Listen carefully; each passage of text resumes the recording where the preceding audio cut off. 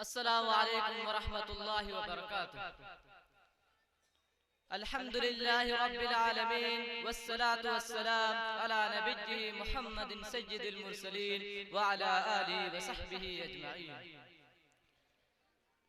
May praise be to Allah, the creator of the worlds, and peace and blessings be upon his Prophet Muhammad sallallahu alayhi wasallam, the head of all messengers, upon his family and all his companions.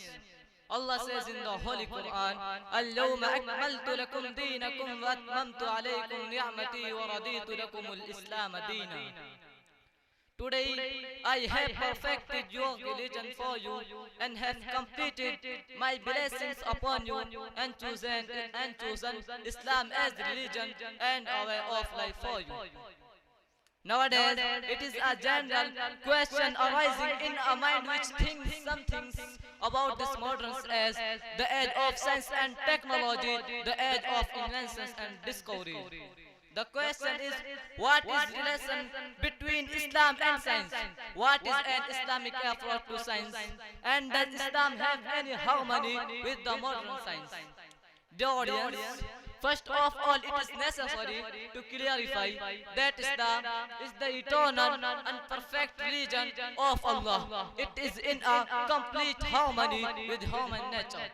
So it can never be in contrary to the laws of nature. Its teachings and doctrines can run with the ups and downs of every age. Its basic rule and fundamentals can't accept any change. Allah has perfected it and regarded it as the favorite religion forever. As he said, Inna ad-deena inda Allahi al-Islam.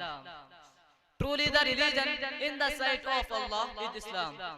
On the other hand, science is a systematic study and knowledge of natural and physical phenomena.